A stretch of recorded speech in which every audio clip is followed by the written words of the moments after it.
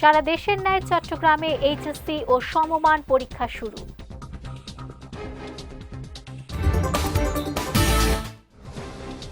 এবং চট্টগ্রামে পৃথক অভিযানে ৩ মাদক কারবারি গ্রেফতার।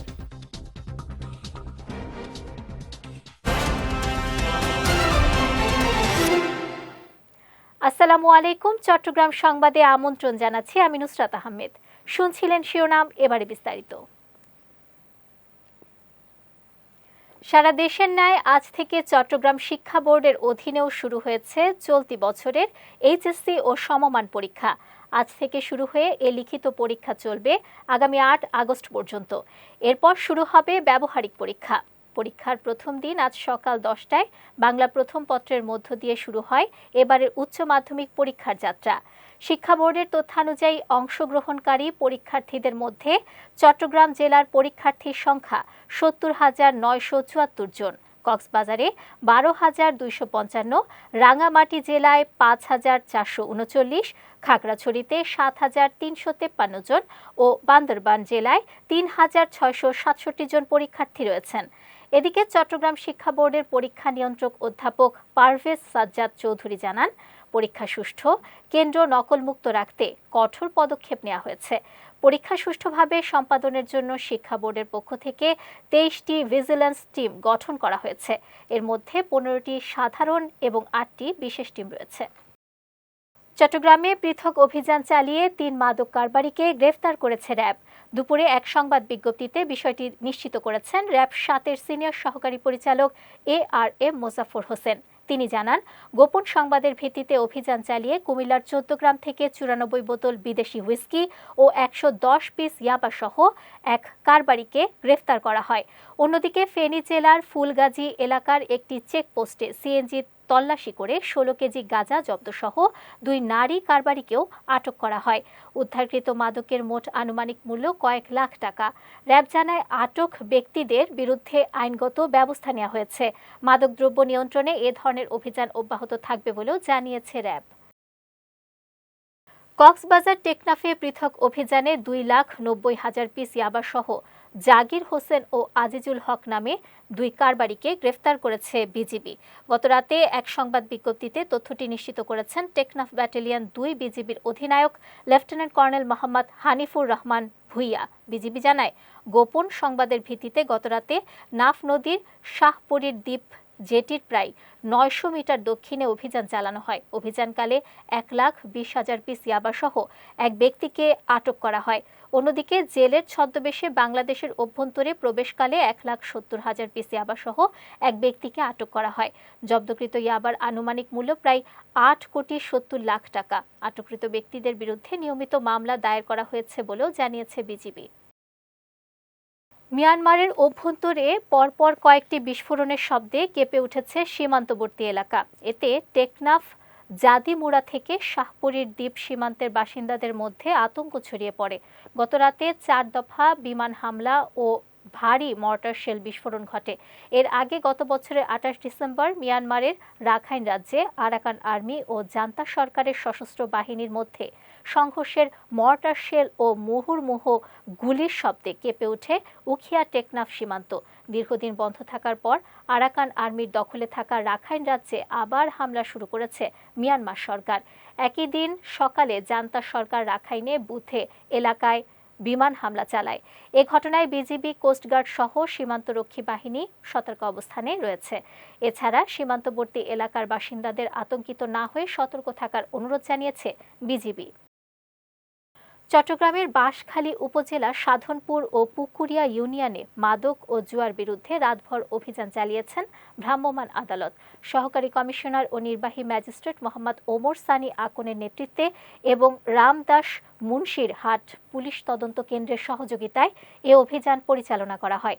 অভিযানকালে সাধনপুরে নেশাগ্রস্ত অবস্থায় মোহাম্মদ কামাল উদ্দিনকে আটক করে ১ বছরের বিনাশ্রম কারাদণ্ড দেওয়া হয়, যিনি পরিবারের সদস্যদের নির্যাতনের অভিযোগেও অভিযুক্ত ছিলেন। পুকুরিয়ায় জুয়ার আসর থেকে বোর্ড জব্দ ও ধ্বংস করা হয়। এছাড়া অবৈধ দোকান উচ্ছেদ করা হয়। প্রশাসন জানিয়েছে, মাদক ও জুয়ার বিরুদ্ধে এ ধরনের অভিযান অব্যাহত থাকবে। চট্টগ্রাম ৯ আসনের সংসদ সদস্য আলহাজ আবু সুফিয়ান বলেছেন, সরকারের ঘোষিত বছরে ৫ কোটি চারা রোপণ কর্মসূচি সফল করতে সরকারি বেসরকারি প্রতিষ্ঠান, সামাজিক সংগঠন ও নাগরিকদের সম্মিলিত অংশগ্রহণ প্রশংসনীয় ভূমিকা রাখছে।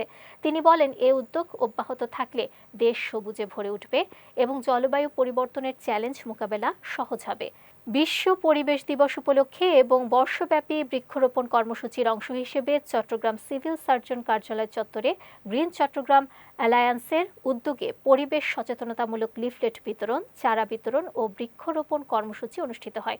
অনুষ্ঠানে বিশেষ অতিথিরা পরিবেশ সুরক্ষায় বৃক্ষরোপণের গুরুত্ব তুলে ধরেন এবং সবাইকে নিজ নিজ অবস্থান থেকে পরিবেশ উন্নয়নে এগিয়ে আসার আহ্বান জানান।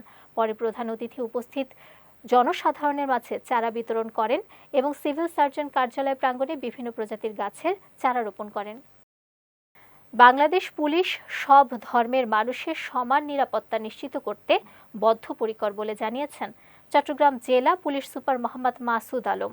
গতকাল বিকেলে চট্টগ্রাম জেলা ও উপজেলা পর্যায়ের বিভিন্ন পূজা উদযাপন কমিটির নেতৃবৃন্দদের সঙ্গে মতবিনিময় সভায় তিনি এ কথা জানান। বলেন, সংখ্যালঘু সম্প্রদায়ের নিরাপত্তা, ধর্মীয় স্বাধীনতা ও নির্বিঘ্নে ধর্মীয় কার্যক্রম পালনের পরিবেশ নিশ্চিত করতে চট্টগ্রাম জেলা পুলিশ সার্বক্ষণিক তাদের পাশে রয়েছে এবং ভবিষ্যতেও থাকবে। পুলিশ সুপার আরও বলেন, জেলার প্রতিটি পূজা মণ্ডপে নিজস্ব নিরাপত্তা ব্যবস্থা জোরদারের পাশাপাশি মানসম্মত সিসিটিভি ক্যামেরা স্থাপন ও সচল রাখার বিষয়ে সংশ্লিষ্ট কমিটিকে বিশেষ গুরুত্ব দিতে হবে। সভা শুরুতে উপস্থিত পূজা উদযাপন কমিটির নেতৃবৃন্দ নিজেদের পরিচয় প্রদান করেন এবং বিভিন্ন গুরুত্বপূর্ণ বিষয়ে মতামত ও বক্তব্য উপস্থাপন করেন। তারা জেলার বিভিন্ন পূজা মণ্ডপের সার্বিক পরিস্থিতি, বিদ্যমান সমস্যা ও নিরাপত্তা সংক্রান্ত বিভিন্ন বিষয় তুলে ধরেন। একই সঙ্গে আইন শৃঙ্খলা রক্ষা এবং সাম্প্রদায়িক সম্প্রীতি বজায় রাখতে চট্টগ্রাম জেলা পুলিশের ভূমিকার প্রশংসা করেন। নতুন প্রজন্মের কাছে নজরুলের আদর্শ ও সৃষ্টিকর্ম পৌঁছে দিতে সম্মিলিত উদ্যোগ জোরদার করতে হবে বলে মন্তব্য করেছেন চট্টগ্রাম বিভাগীয় কমিশনার ডক্টর মোহাম্মদ জিয়াউদ্দিন। সকালে চট্টগ্রাম জেলা প্রশাসকের সম্মেলন কক্ষে নজরুল বর্ষ 2026-27 পালন উপলক্ষে জেলা পর্যায়ের আলোচনা সভায় প্রধান অতিথির বক্তব্যে তিনি এ আহ্বান জানান। চট্টগ্রামের জেলা প্রশাসক ও জেলা ম্যাজিস্ট্রেট মোহাম্মদ জাহিদুল ইসলাম মিয়ার সভাপতিত্বে অনুষ্ঠিত সভায় বিশেষ অতিথি ছিলেন চট্টগ্রাম রেঞ্জের ডিআইজি মোহাম্মদ মনিরুজ্জামান, সিএমপির পুলিশ কমিশনার হাসান মোহাম্মদ শওকত আলী এবং চট্টগ্রামের পুলিশ সুপার মোহাম্মদ মামুনুর আলম। সংস্কৃতি বিষয়ক মন্ত্রণালয়ের পৃষ্ঠপোষকতায় জেলা প্রশাসনের আয়োজনে এই আলোচনা সভা অনুষ্ঠিত হয়। চট্টগ্রামের বোয়ালখালী পৌরসভার 2026-27 অর্থ বছরের জন্য 41,56,68,217 টাকা 40 পয়সার প্রস্তাবিত বাজেট ঘোষণা করা হয়েছে। গতকাল পৌরসভা সম্মেলন কক্ষে আয়োজিত বাজেট অধিবেশনে এ বাজেট ঘোষণা করেন পৌর প্রশাসক কানিস ফাতেমা। এ সময় প্রস্তাবিত বাজেটে রাজস্ব খাতে আয় ধরা হয়েছে 8,56,17,000 টাকা এবং উন্নয়ন খাতে আয় 33,51,000 টাকা। অন্যদিকে মোট ব্যয় নির্ধারণ করা হয়েছে 40,86,79,068 টাকা। ফলে বাজেটে 69,89,149 টাকা 40 পয়সা উদ্বৃত্ত রাখা হয়েছে। এ বাজেট অধিবেশনে উপজেলা স্বাস্থ্য কর্মকর্তা ডাক্তার মামুনুল হক মামুন, বোয়ালখালী থানার ভারপ্রাপ্ত কর্মকর্তা মোহাম্মদ মুজাফর হোসেন, উপজেলা সমাজসেবা কর্মকর্তা পিপুল চন্দ্রনাথ, সহকারী প্রকৌশলী মৃণাল কান্তি ধর, পৌর নির্বাহী কর্মকর্তা নজরুল ইসলাম, উপসহকারী প্রকৌশলী কামরুজ্জামান, সাংবাদিক নেতৃবৃন্দরা সহ পৌরসভার বিভিন্ন দপ্তরের কর্মকর্তা ও গণমাধ্যম কর্মীরা উপস্থিত ছিলেন। নৈতিক মূল্যবোধ, সৃজনশীলতা ও নেতৃত্বের গুণাবলী বিকাশের উপর গুরুত্ব আরোপ করে শিশুদের স্কুলে পড়াশোনা করাতে হবে বলে জানিয়েছেন চট্টগ্রাম সিটি কর্পোরেশনের শিক্ষা অফিসার নাজমা বিনতে আমিন। গতকাল বিকেলে চট্টগ্রাম নগরীর থিয়েটার ইনস্টিটিউট হলে প্রেস্টন ইন্টারন্যাশনাল স্কুলের বার্ষিক সম্মেলন ও গ্র্যাজুয়েশন সেরেমনি অনুষ্ঠানে প্রধান অতিথির বক্তব্যে তিনি এ কথা বলেন। অনুষ্ঠানে 2025 থেকে 2026 শিক্ষাবর্ষ সফলভাবে সম্পূর্ণকারী শিক্ষার্থীদের গ্র্যাজুয়েশন সনদ প্রদান করা হয় এবং তাদেরকে পরবর্তী শ্রেণীতে উত্তীর্ণ হওয়ার স্বীকৃতি দেয়া হয়।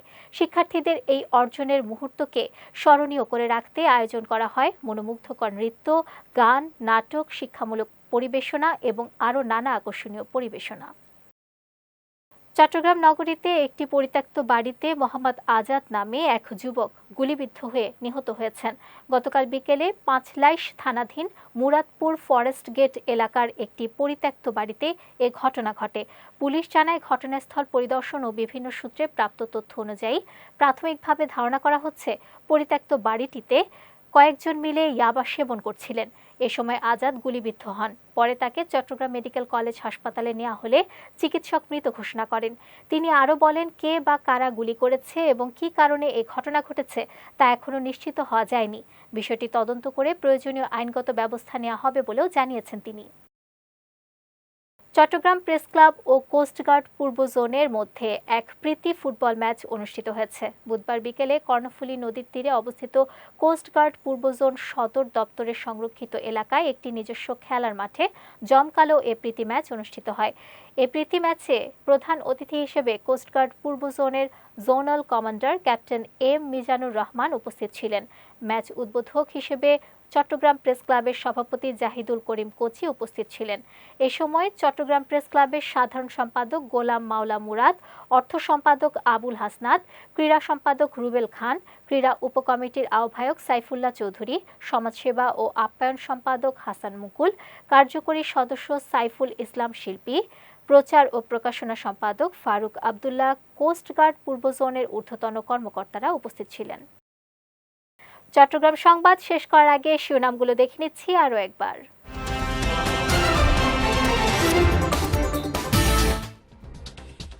সারা দেশের ন্যায় চট্টগ্রামে এইচএসসি ও সমমান পরীক্ষা শুরু।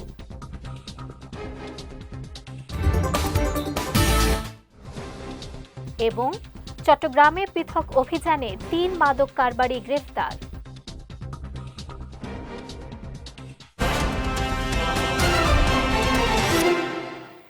চট্টগ্রাম সংবাদ শেষে আজকের মতো আমি নুসরাত আহমেদ আপনাদের কাছ থেকে বিদায় নিচ্ছি। রাত 9টায় আমাদের পরবর্তী বিজয় রাতের সংবাদ দেখার আমন্ত্রণ রইল। এছাড়াও আজকের চট্টগ্রাম সংবাদের ভিডিও দেখতে পারেন আমাদের ইউটিউব এবং ফেসবুক পেজে। আমাদের ইউটিউব হলো youtube.com/bijoytvofficial এবং আমাদের ফেসবুক পেজ হলো facebook.com/bijoytvlimited। এতক্ষণ সঙ্গে থাকার জন্য ধন্যবাদ সবাইকে।